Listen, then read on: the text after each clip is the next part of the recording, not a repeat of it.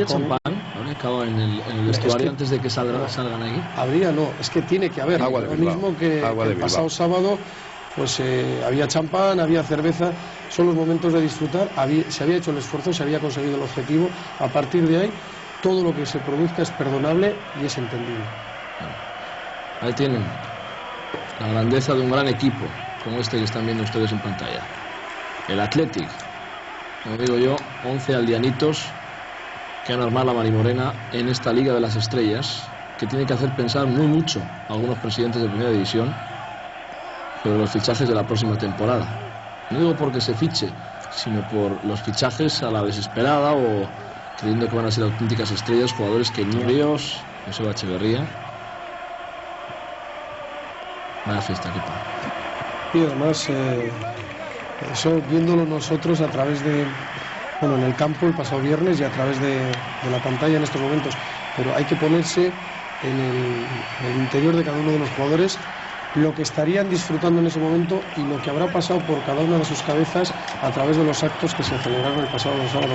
Son situaciones que jamás en la vida las vas a poder olvidar. Pasarán 30, 40, 50 años de fútbol, pero la sensación y lo que todo esto te crea en tu interior es algo que si el partido te puedes acordar de él, de la celebración, eso sí que es imposible que se le pueda olvidar a ninguno de los contendientes que participaron en la misma. Ahí ven imágenes de la afición rojiblanca celebrando el triunfo, la victoria sobre el Zaragoza y como consecuencia de ello la entrada en la Liga de Campeones. Y esta es la entrada al césped. Ya después, señor Timendíbil, de que el árbitro, los jugadores iban a entrar. Es como se van hoy. Efectivamente. Esto es quizás lo que no tenemos que mandar a la UEFA, ¿no? No, pero bueno, y si hoy quieren ir, que vayan de allí, no le puedo mandar a la UEFA de invasión de campo. Efectivamente. Ahí están los muchachos, los jóvenes, nuestro compañero Iñaki López. Muy bien, suficiente. Pero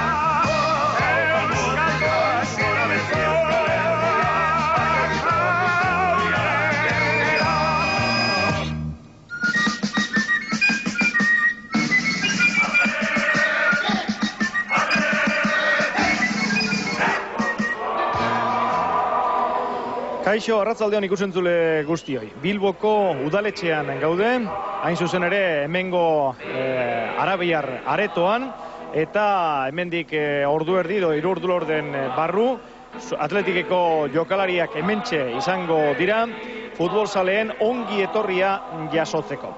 Gaur Arenal ingurutik jendea badator, apurka, ziur nago duela 14 urte hemen Atletikek tituluak irabazi zituenean izan zuen ongi etorria bate baino gehiago gogoan izango duela, eta gaurko honekin antzekotasun bat baino gehiago izan zuela orduko omenaldi edo ongi etorri arek gaurkoarekin konparatuz, esan bezala.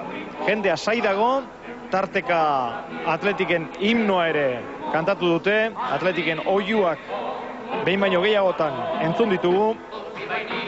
Atzo gauez eta arratsalde osoan Bilbo zurigorriz jantzi bazen, gaur atzoko jaiaren jarraipena dela esan daiteke. Bilboko udaletxean dena prest dago, oso ondo txukundu dute udaletxea, bandera zuri-gorriz,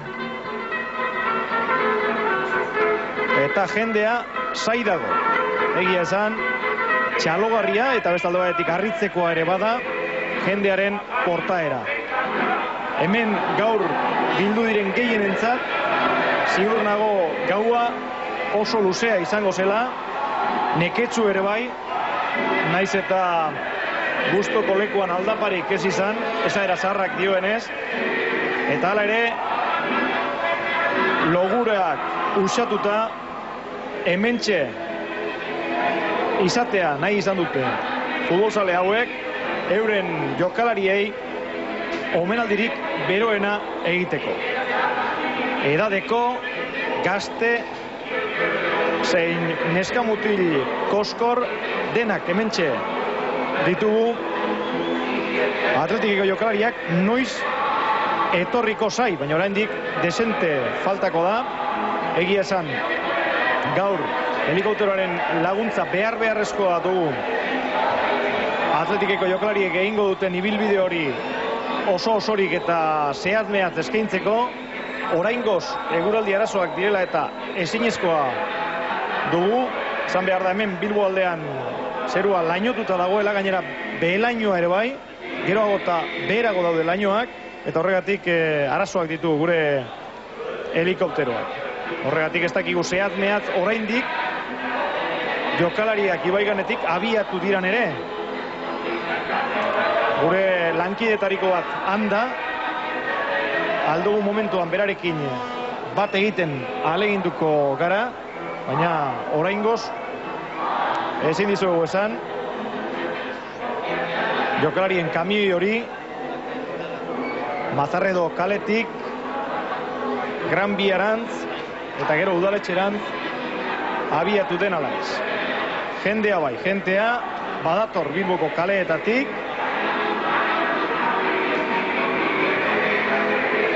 Izan ere, atzo Zaragozaren aurka lortutako garaipen horrek eta ligako bigarren postuak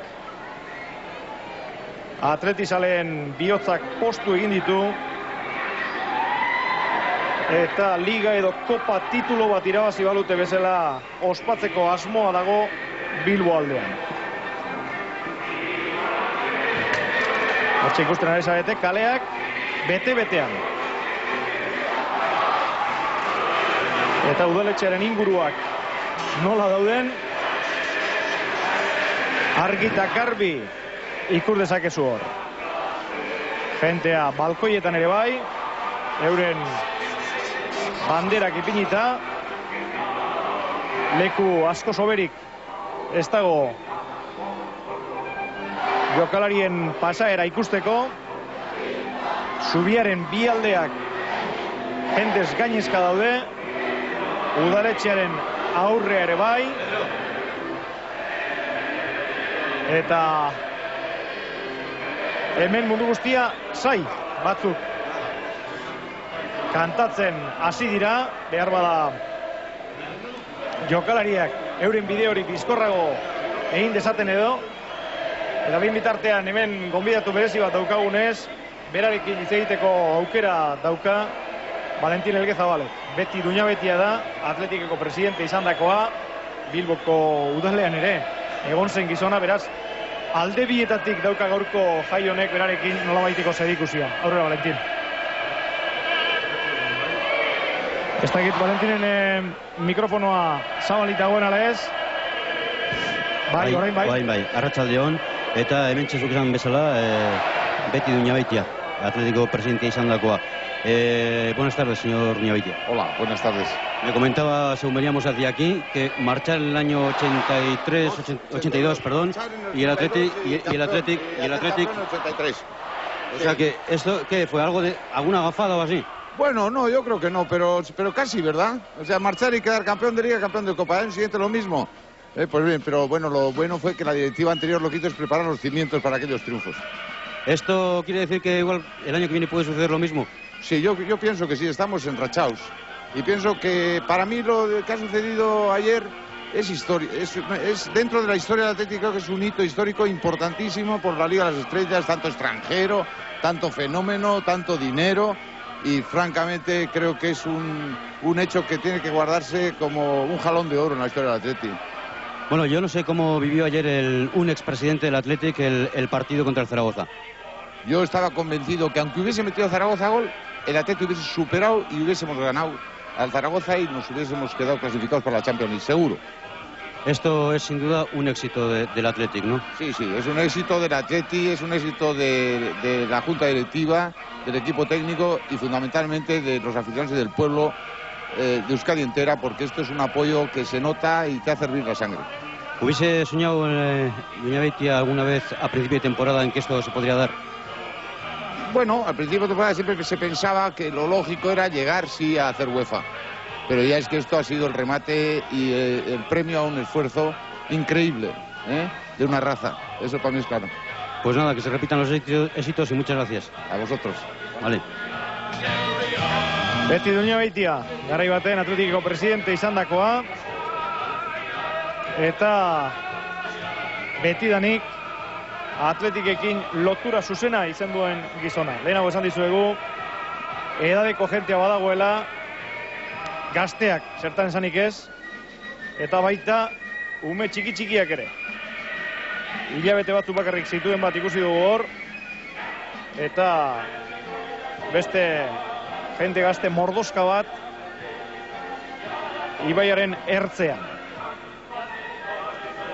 Hemen Atletiken ereserkia ipinita dago, eta horren laguntzaz, jendea, ikurriñak eta bandera zurigorriak astintzen ari da.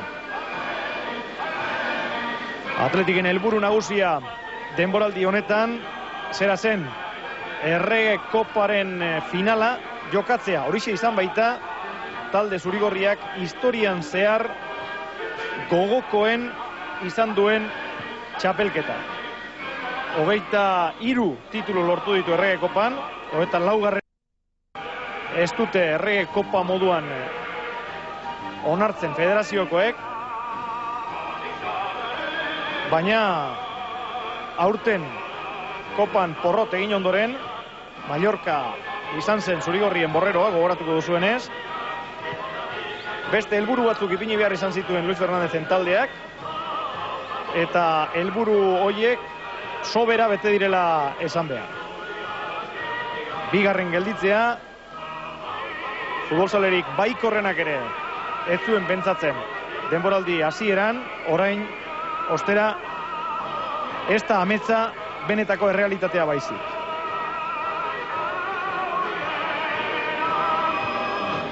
Berriro ere Atletiken futbolzaleak amets egiteko aukera izan dute euren taldearekin, eta horixe da azken baten futbolak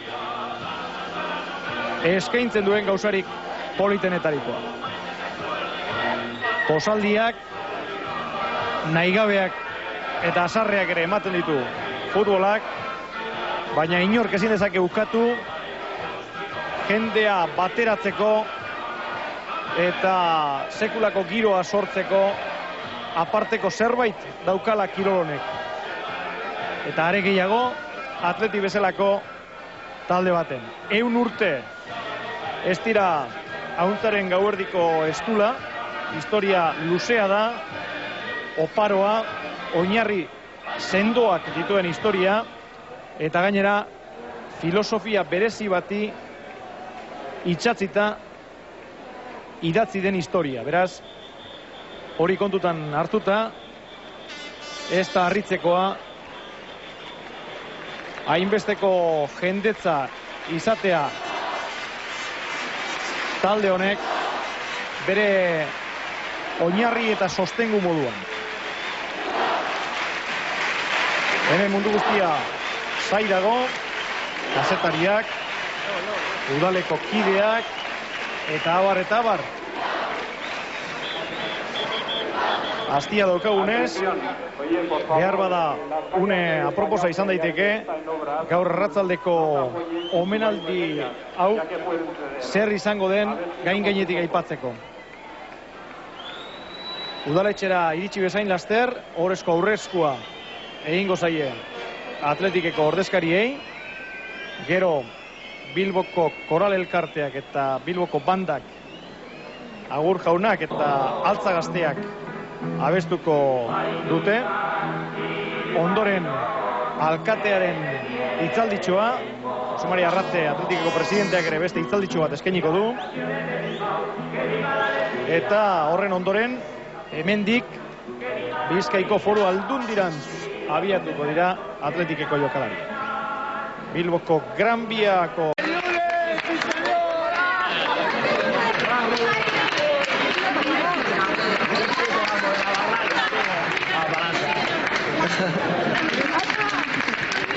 Manol, que eres el mejor.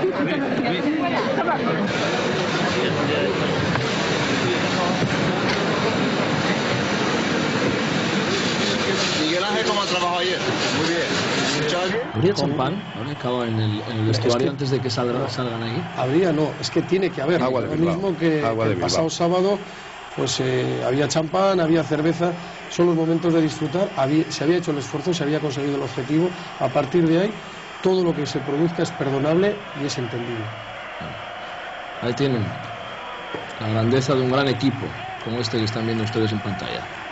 El Athletic, como digo yo, 11 aldeanitos que han armado la Marimorena en esta Liga de las Estrellas, que tiene que hacer pensar muy mucho a algunos presidentes de Primera División sobre los fichajes de la próxima temporada. No digo porque se fiche, sino por los fichajes a la desesperada o creyendo que van a ser auténticas estrellas, jugadores que Ríos, Joseba Echeverría.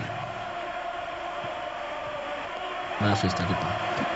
Y además, eso viéndolo nosotros a través de, bueno, en el campo el pasado viernes y a través de la pantalla en estos momentos, pero hay que ponerse en el interior de cada uno de los jugadores lo que estarían disfrutando en ese momento y lo que habrá pasado por cada una de sus cabezas a través de los actos que se celebraron el pasado sábado. Son situaciones que jamás en la vida las vas a poder olvidar. Pasarán 30, 40, 50 años de fútbol, pero la sensación y lo que todo esto te crea en tu interior es algo que si el partido te puedes acordar de él, de la celebración, eso sí que es imposible que se le pueda olvidar a ninguno de los contendientes que participaron en la misma. Ahí ven imágenes de la afición rojiblanca celebrando el triunfo, la victoria sobre el Zaragoza y como consecuencia de ello la entrada en la Liga de Campeones. Y esta es la entrada al césped. Ya después, señor Timendíbil, de que el árbitro y los jugadores iban a entrar. Pues como se van hoy. Efectivamente. Esto es quizás lo que no tenemos que mandar a la UEFA, ¿no? No, pero bueno, y si hoy quieren ir, que vaya. vayan de la llena, le puedo mandar a la UEFA de invasión de campo. Efectivamente. Ahí están los muchachos, los jóvenes, nuestro compañero Iñaki López. Muy bien, suficiente. Pero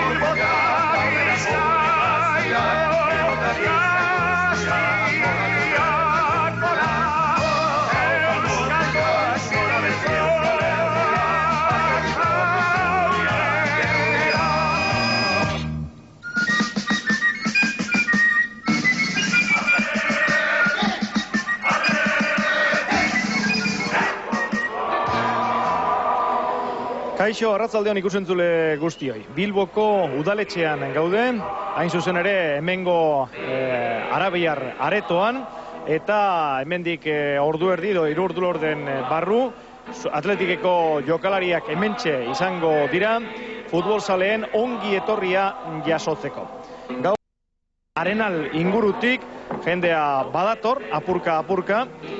Ziur nago duela 14 urte hemen Atletikek tituluak irabazi zituenean izan zuen ongi etorria bate baino gehiago gogoan izango duela, eta gaurko honekin antzekotasun bat baino gehiago izan zuela orduko omenaldi edo ongi etorri arek gaurkoarekin konparatuz, esan bezala. Jendea saidago, tarteka Atletiken himnoa ere kantatu dute, Atletiken oihuak behin baino gehiagotan entzun ditugu.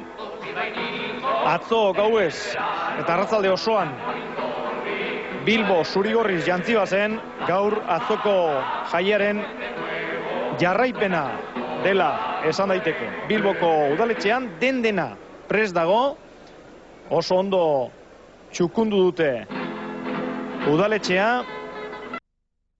bandera zurigorriz, eta jendea saidago. Egia esan, txalogarria eta bestalde batetik harritzekoa ere bada, jendearen portaera. Hemen gaur bildu diren gehienentzat, ziur nago gaua oso luzea izango zela, neketsu ere bai, naiz eta gustoko lekuan aldaparik ez izan, esaera zaharrak dioenez, eta hala ere,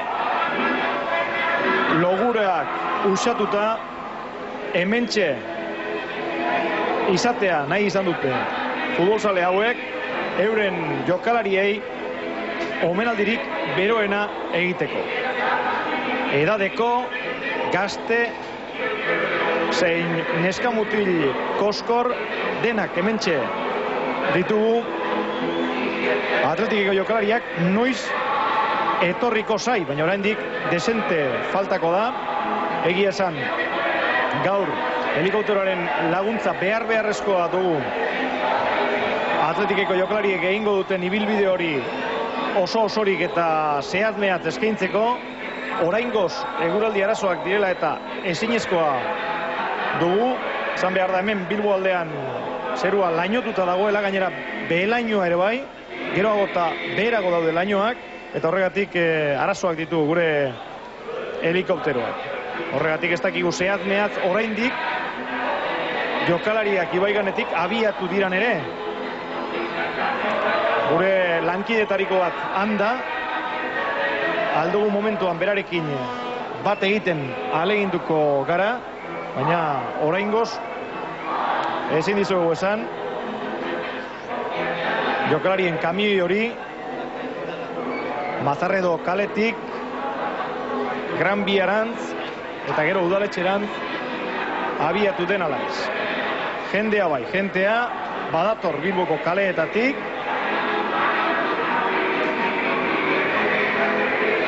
izan ere atzo Zaragozaren aurka lortutako garaipen horrek eta ligako bigarren postuak Atletizaleen bihotzak postu egin ditu, eta liga edo kopa titulo bat irabazi balute bezala ospatzeko asmoa dago Bilbo aldean. Hortxe ikusten ari zarete, kaleak bete-betean. Eta udaletxearen inguruak nola dauden, argi eta garbi ikur dezakezu hor. Jentea balkoietan ere bai, euren banderak ipinita, leku asko soberik ez dago jokalarien pasaera ikusteko. Zubiaren bi aldeak jendez gainezka daude, udaletxearen aurrea ere bai, eta hemen mundu guztia zai batzuk kantatzen hasi dira, behar bada jokalariak euren bide hori bizkorrago egin dezaten edo, eta behin bitartean hemen gonbidatu berezi bat daukagunez, berarekin hitz egiteko aukera dauka Valentin Elgezabalek. Beti Duñabetia da, Atletikeko presidente izandakoa, Bilboko udalean ere egon zen gizona, beraz, alde bietatik dauka gaurko jai honek berarekin nolabaiteko zerikusia. Aurrera, Valentin. Ez dakit Valentinen mikrofonoa zabalita goen ala ez? Bai, orain bai. Bai, arratsaldeon, eta hemen txezuk izan bezala, Beti Duñabeitia, Atlético presidente izandakoa. Buenas tardes, señor Duñabeitia. Hola, buenas tardes. Me comentaba, según veníamos hacia aquí, que marchar en el año 82, perdón, y el Athletic. O sea que esto, ¿qué fue? ¿Alguna agafada o así? Bueno, no, yo creo que no, pero casi, ¿verdad? O sea, marchar y quedar campeón de Liga, campeón de Copa. El año siguiente lo mismo.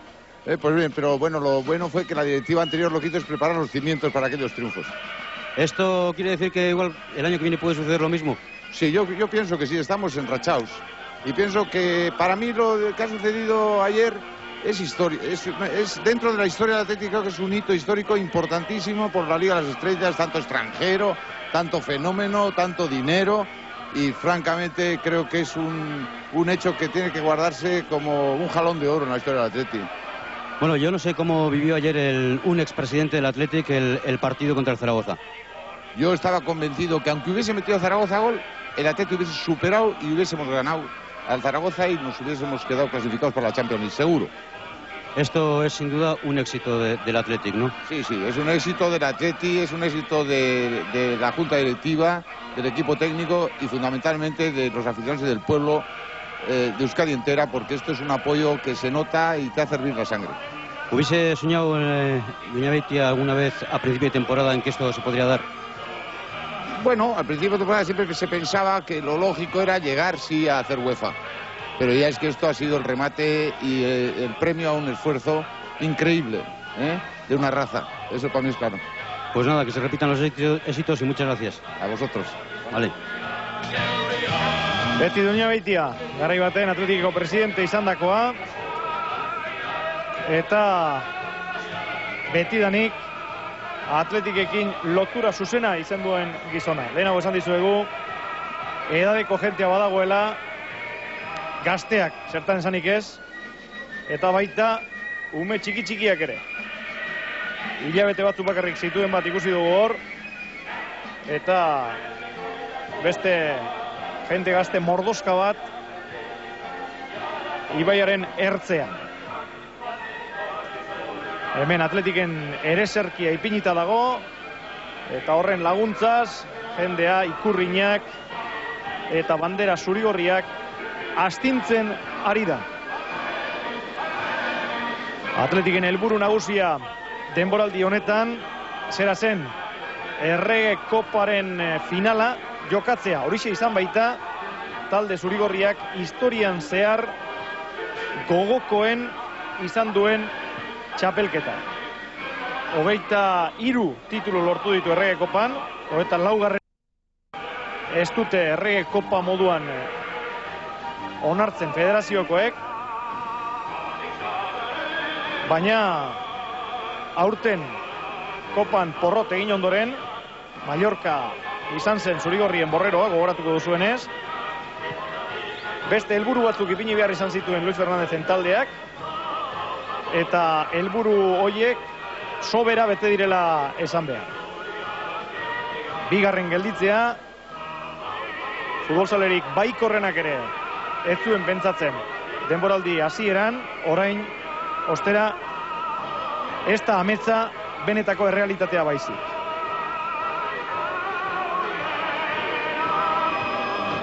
Berrirore Atletiken futbolzaleak amets egiteko aukera izan dute euren taldearekin, eta horixe da azken baten futbolak